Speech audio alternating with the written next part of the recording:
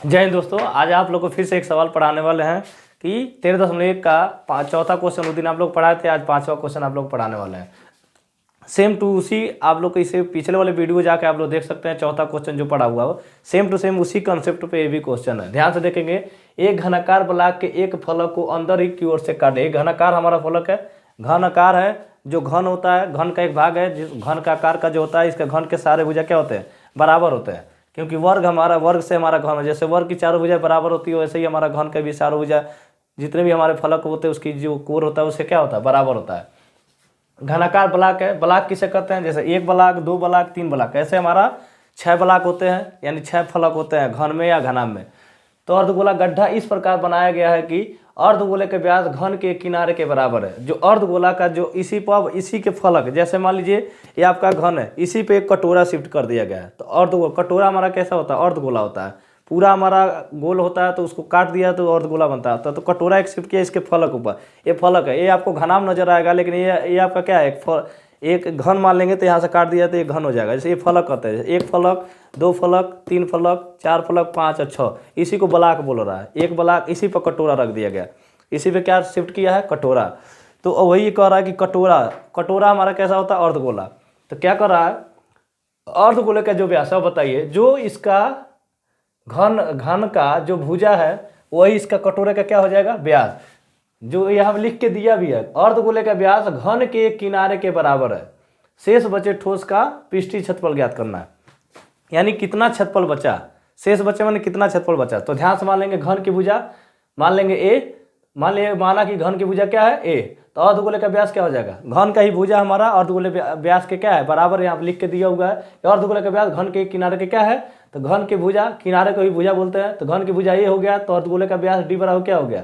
ए। जितना घन का भुजा रहेगा उतना ही क्या? उसी पे कटोरा बैठेगा। तो दोनों को भुजा क्या रहेगा? बराबर होता है। डी बराबर कितना होगा? ध्यान से देखो, ये हमारा क्या हो जाएगा? व्यास। तो डी बराबर क्या होगा? ए। तो आर बराबर कितना होता है? D/2। त्रिज्या व्यास की क्या होती है? आधी होती है। तो आर बराबर डी हमारा कितना? ए। तो A/2। कई जो सवालों में एल माना होगा तो आप एल भी मान सकते हैं। अगर भुजा को एल मानेंगे, अगर आप भुजा को क्या मानते हैं? यल मानते हैं। भुजा को क्या मानेंगे? यल। तो अब डी बराबर क्या मानेंगे? यल। आर बराबर क्या हो जाएगा? L/2। तो ये आपका यल में जहाँ ए है वहाँ क्या, जहाँ ए है वहाँ पे क्या आ जाएगा? जहाँ पे ए है वहाँ पे क्या आ जाएगा? यल। बस यही, ज़्यादा अंतर नहीं है। तो ध्यान से देखेंगे, त्रिज्या आर बराबर कितना हो गया? A/2। अब देखो शेष बचे ठोस का पृष्ठीय क्षेत्रफल। देखो अब बताओ, घन के एक ब्लॉक पे कटोरा अर्धगोला रखा हुआ है। पिछले वाला वीडियो देखे होंगे, इसके नेक्स्ट पिछले वाला इसका चौथा सवाल देखे होंगे, उसमें बढ़िया समझाया। अगर उसको समझ गए होगे तो ये भी सवाल पक्का समझ, क्योंकि उसी से भी रिलेटेड है। तो क्या कर रहा है? शेष बचे ठोस का पृष्ठीय क्षेत्रफल क्या कर रहा था? घन का पूरा घन 6 को फलक होता है तो क्या हो जाएगा? घन का संपूर्ण पृष्ठीय क्षेत्रफल। उसी पे एगो फलक पे कटोरा रख दिया गया है, गड्ढा काटा गया है। तो 6a² अब प्लस अर्धगोले का पृष्ठीय क्षेत्रफल, क्योंकि कटोरा हमारा अर्धगोला होता है, उसका पृष्ठीय क्षेत्रफल कितना होता है? अर्धगोले का पृष्ठीय क्षेत्रफल कितना होता है? पूरा 4πr²। तो अर्धगोला का कितना हो जाएगा? पूरा गोले का पृष्ठीय क्षेत्रफल कितना होता है? 4πr²। अर्धगोले का कितना हो जाएगा? 2πr²। अर्धगोला है तो 2πr² माइनस अर्धगोले का आधार का क्षेत्रफल। निचवा जो काटा हुआ, ध्यान से इस पे कटोरा रखेंगे तो निचवा जो क्षेत्रफल काटेगा उसका क्या हो जाएगा? क्षेत्रफल क्या करना पड़ेगा? माइनस करेगा क्योंकि वो गड्ढा हुआ है। तो अर्धगोला है, तो ध्यान से देखें, अर्धगोले का पृष्ठीय क्षेत्रफल माइनस अर्धगोले के आधार का क्षेत्रफल, ये इतना कर देंगे तो आपका शेष बचे पृष्ठीय क्षेत्रफल का क्षेत्रफल निकल जाएगा। देखो घन का संपूर्ण पृष्ठीय क्षेत्रफल कितना होता है? 6a²। आप लोग को नहीं समझ में आया तो पिछले वाले वीडियो में ध्यान से जाके देख लीजिए। वर्ग से घन समझाया गया है और आयत से घनाभ समझाया गया है। तो सो प्लीज 6a² प्लस अर्धगोले का पृष्ठीय क्षेत्रफल 2πr²। और अर्धगोले का आधार का क्षेत्रफल कितना होता है? पाए। अर्धगोले का आधार, अर्धगोला कटोरा देके उसके आधार में क्या होता है? वृत्त। वृत्त का क्षेत्रफल का फार्मूला कितना होता है? πr²। यहाँ से आप लोग 2πr² में से πr² कॉमन कर देंगे तब भी आंसर आ जाएगा। अब यहाँ देखिए 6a² तो 6a² प्लस 2π, आर का मान कितना है? आर का मान कितना है? A/2। तो ये देखो A/2 रखे हैं माइनस पाई r² A/2 का होल स्क्वायर। तो 2π a/2 का होल स्क्वायर, तो a² बटा 4 माइनस पाई a² बटा 4। अब बताओ 2 से 4 कट जाएंगे कितना बार में, 2 बार में, तो पाई ए स्क्वायर बटा 2 और माइनस पाई ए स्क्वायर बटा 4। अब दोनों का लॉस लेंगे 6 स्क्वायर, तो ऐसे ही चलेगा हमारा। तो 6 स्क्वायर 2 और 4 का लॉस कितना हो जाएगा 4, तो 2 में 4 से भाग करेंगे कितना होगा 2 पाई ए स्क्वायर माइनस पाई ए, 4 में 4 से भाग करते एक आएगा पाई ए स्क्वायर हो जाएगा। 6 ए स्क्वायर ऐसे ही रहेगा, 2 पाई ए स्क्वायर में से पाई ए स्क्वायर घटाएंगे तो कितना होगा पाई ए स्क्वायर हो जाएगा। अब बताइए, अब 6 चौको 24 और 24 ए स्क्वायर और प्लस पाई ए स्क्वायर बटा 4। अब ऊपर से क्या कॉमन कर, ए कॉमन कर, ए स्क्वायर, दोनों इसमें भी ए स्क्वायर है इसमें भी ए स्क्वायर है, तो दोनों में से ए स्क्वायर क्या कर लेंगे कॉमन कर लेंगे। तो ए स्क्वायर कॉमन कर तो क्या यहाँ बचा 24 अब प्लस पाई। अब ए स्क्वायर बटा, इसी को साइड में लिख दे, ए स्क्वायर बटा 4 24 प्लस पाई। अगर आप भुजा यल मानेंगे तो एल स्क्वायर बटा 4 24 प्लस पाई आएगा। अगर आप भुजा क्या माने हैं यल, भुजा अगर लंबाई यल मानेंगे तो तीजा L/2 हो जाएगा। तो तब हमारा आंसर क्या आ जाएगा एल स्क्वायर बटा 4 24 प्लस पाई। बहुत जगह आंसर ए भी लिखा रहता है, ए भी आंसर करेक्ट है, ए भी आंसर करेक्ट है। वर्ग इकाई क्षेत्रफल है तो हमारा कितना हो जाएगा एल स्क्वायर बटा 4 24 प्लस पाई वर्ग इकाई होगा। 24 प्लस एल स्क्वायर, इसका क्षेत्रफल क्या हो जाएगा टोटल से क्षेत्रफल ए इक्वल टू हो जाएगा एल स्क्वायर बटा 4 24 प्लस पाई वर्ग इकाई आपका हो जाएगा, क्योंकि इसमें यूनिट तो दिया नहीं है। यहाँ से ये भी कर सकते हैं, आपका एक और सॉल्यूशन है। यहाँ से क्या कर सकते हैं आप, यहाँ से नहीं समझ में आते हैं क्या करिए, 6 A square 2 pi r square में से पाई आर स्क्वायर घटाएंगे कितना बचेगा pi r square. 2 pi r square में से एगो पाई आर स्क्वायर घटा देंगे कितना होगा पाई आर स्क्वायर। अब बताए 6 ए स्क्वायर, पाई का मान पाई रहेगा, आर का मान कितना है A/2, तो A/2 का होल स्क्वायर। तो 6 ए स्क्वायर प्लस ये क्या हो जाएगा पाई गुणे ए पे ए का स्क्वायर बटा 2 का स्क्वायर कितना हो जाएगा 4। इसका मतलब ए स्क्वायर बटा 2 पे स्क्वायर का मतलब क्या समझ, ए पे भी 2 घात था 2 पे भी 2 घात, ए का स्क्वायर कितना होगा ए स्क्वायर, 2 का स्क्वायर कितना हो जाएगा 4, इसलिए ए स्क्वायर बटा 4। अब इसको क्या कर सकते हैं, ये हटा दे रहे हैं। इसके बाद क्या कर सकते हैं, आ जाएगा आपका 6 A square plus pi A square, इसके नीचे एक मान लेंगे तो पाई में ए स्क्वायर का गुणा पाई ए स्क्वायर बटा 4 बराबर का चिन्ह 6 चौको 24 ए स्क्वायर और प्लस पाई ए स्क्वायर बटा 4। उसके बाद ऊपर से क्या कॉमन कर लीजिए ए स्क्वायर कॉमन करेंगे तो कितना होगा 24 प्लस पाई बटा 4, ये आंसर होगा वर्ग इकाई। अगर आप एल मानेंगे तो एल में आएगा, एम मानेंगे तो एम में आएगा, जो भी मानेंगे उस पे आएगा। अगर ए मानेंगे तो ए पे ए स्क्वायर बटा 4 24 प्लस पाई, अगर एल मानेंगे तो एल स्क्वायर बटा 4 24 प्लस पाई।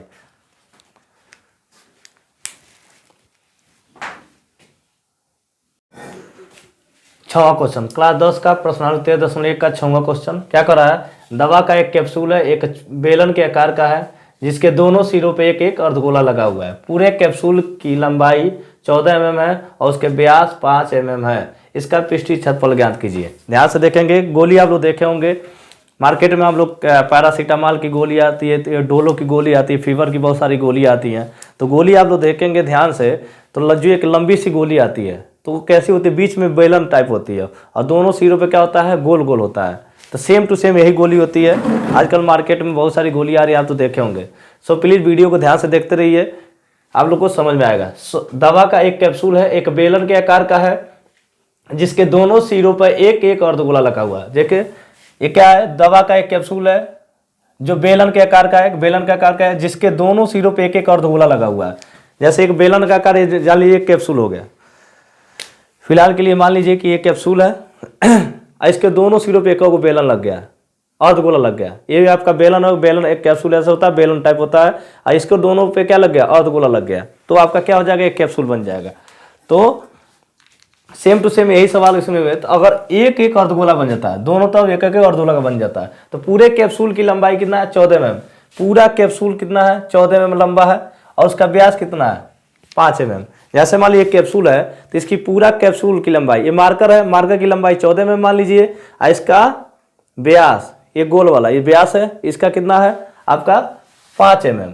तो देखिए फिगर आप लोग बना हुआ, बीच में ये बेलन टाइप है, दोनों तरफ अर्धगोला लगा हुआ है। तो ध्यान से देखेंगे वीडियो को।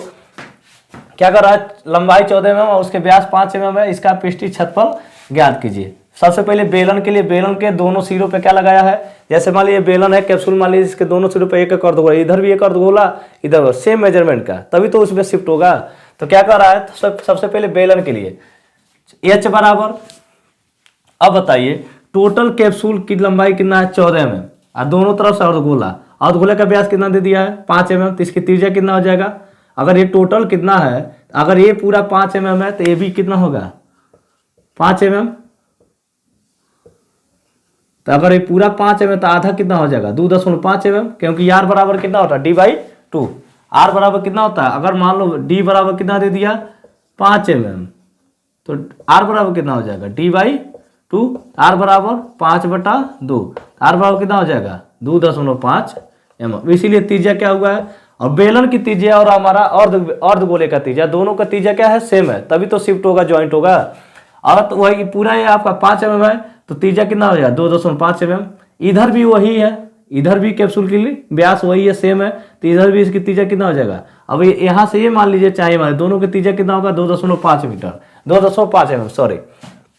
तो सबसे पहले बेलन के लिए अब टोटल कैप्सूल की लंबाई कितना है 14 mm, तो बेलन की क्या होता है, यहाँ सेंटर से इस सेंटर की बेलन की ऊंचाई कितना होगा, तो पूरा है कितना 14, पूरा कितना है 14 माइनस इधर से ये वाला ये कितना है 2.5, तो ये भी कितना होगा 2.5, ये भी कितना होगा यहाँ तक 2.5।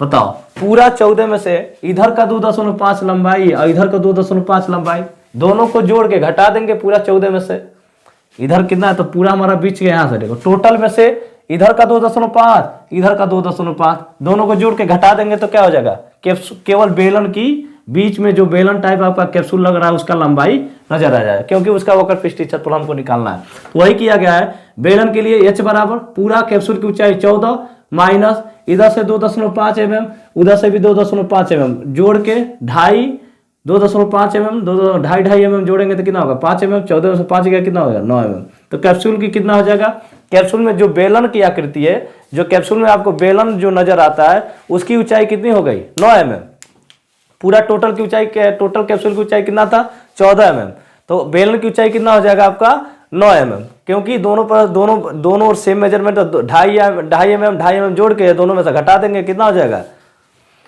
9 mm। अब बताइए इसकी त्रिज्या, बेलन की त्रिज्या और अर्धगोले की त्रिज्या क्या है, दोनों सेम है, तो कितना होगा 2.5। अब अर्धगोले के लिए अर्धगोले का त्रिज्या भी क्या है 2.5 mm। अब पूरा कैप्सूल का संपूर्ण पृष्ठीय क्षेत्रफल निकालेंगे, तो कैसे निकालेंगे, बेलन का वक्र पृष्ठीय क्षेत्रफल, बीच वाला का पृष्ठीय क्षेत्रफल प्लस 2 अर्ध, क्योंकि दोनों और सेम टाइप का अर्धगोला लगा हुआ है, चाहे अर्धगोला प्लस अर्धगोला लिख सकते हैं।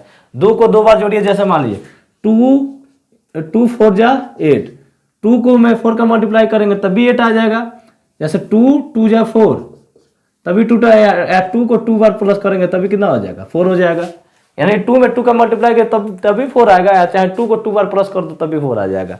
तो वही कह रहा है क्योंकि सेम मेजरमेंट है, इसीलिए एक ही अर्धगोला का क्षेत्रफल निकाल के उसी में 2 का क्या कर लेंगे गुणा कर लेंगे, इधर का अर्धगोला इधर का अर्धगोला मिलाकर पूरा कितना हो जाएगा, पूरा संपूर्ण गोला बन जाएगा, तो इसलिए आया आपका 4πr²। ध्यान से देखेंगे, बेलन का वक्र पृष्ठीय क्षेत्रफल, बीच में जो बेलन लगा कैप्सूल का उसका वक्र पृष्ठीय क्षेत्रफल कितना हो रहा है 2πrs प्लस 2 को अर्धगोला का क्षेत्रफल, इधर भी एक अर्धगोला लगा हुआ है इधर भी एक अर्धगोला लगा हुआ है, तो 2 गुणे अर्धगोले का क्षेत्रफल, एक अर्धगोला एक आधा कटोरा मिला के एक आधा कटोरा मिला के मिलाएंगे तो कितना हो जाएगा, पूरा कटोरा संपूर्ण गोला बन जाएगा। 2 कटोरा लीजिए और दोनों को ज्वाइंट कर लीजिए, एक पूरा गोला बनेगा आपका। तो ये 2 गुणे अर्धगोले का क्षेत्रफल। अब बताओ बेलन का वक्र पृष्ठीय क्षेत्रफल कितना होता है 2πrh, 2 गुणे अर्धगोले का क्षेत्रफल कितना होता है 2πr², 2 दूना 4πr। अब यहां से आपको कॉमन करना पड़ेगा तभी इसका आपको सलूशन समझ में आएगा। अब देखिए दोनों का त्रिज्या तो हमारा दोनों सेम है, दोनों में पाई भी सेम है, तो ध्यान से देखेंगे इसमें भी 2 है इसमें भी 2 है, क्योंकि 2 से हमारा 4 क्या हो जाएगा डिवाइड हो जाएगा। अगर क्लास 10 में आप लोग 6 7 8 बढ़िया से पढ़े होंगे तो कॉमन आपको करने को सिखाया हुआ। बहुत सारे बच्चे गलती से पता नहीं कैसे चले जाते हैं 10 में, और बहुत सारे बच्चे कॉमन करना नहीं जानते हैं। सो प्लीज आप लोग ध्यान से देखेंगे कैसे कॉमन किया जा रहा है। यहाँ से 2 इसमें भी है 2 इसमें, क्योंकि 2 से 2 डिवाइड हो, पाई इसमें भी है पाई इसमें भी है, आर इसमें भी है एक आर इसमें भी, लेकिन एच दोनों में नहीं है। तो क्या कॉमन कर लिए 2 पाई आर, क्या कॉमन किए 2 पाई आर।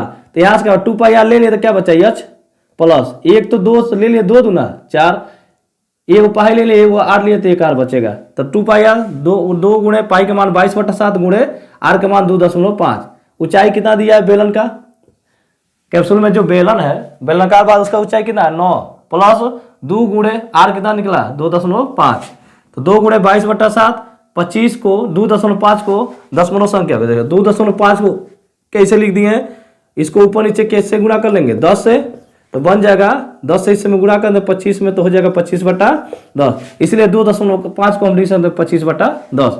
ब्रैकेट के बाद गुणा रहता है तो गुणा रख देंगे 9 प्लस 2 गुणे 2.5 को लिख सकते हैं 25/10। अब बताइए यहां से ध्यान से देखेंगे, इसके नीचे एक मान है अंश का अंश में गुणा हर का हर में, तो 2 गुणे 22 गुणे 25 गुणे बट्टा 7 गुणे 10 गुणे, देखिए 2 इसके नीचे एक मान लेंगे 25 दूना 50 और 10 का नाम 10, तो 9 प्लस 50/10 हो गया है। अब बताओ 10 में 50 से भाग करें कितना हो जाएगा 5 और 9 5 14, ये यहाँ आ गया। अब देखिए 2 से 10 को काटिए कितने बार में 5 बार में, तो आ गया 22, ऊपर से 2 खत्म हो गया, 2 का नाम 2, तो 22 गुणे 25 बट्टा 7 गुणे 5। अब 5 से 25 को काट दीजिए, 5 से 25 को काटिए 5 बार में, तो 22 गुणे 5/7 और 7 से 14 काट दो कितने बार में 2 बार में, तो 5 दूना 10 और 10 में 22 का गुणा करेंगे कितना होगा 220 mm²। तो कैप्सूल का पूरा क्षेत्रफल आपका हो जाएगा।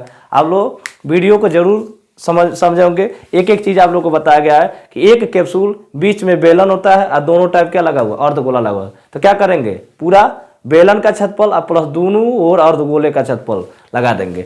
सबसे मेन बात है कि बेलन की ऊंचाई कैसे निकाला गया है, क्योंकि इधर भी 2.5 mm है, जो त्रिज्या है तो यही इसकी ऊंचाई, यहाँ से आता त्रिज्या है जी, तो यही इसकी क्या हो जाएगी ऊंचाई।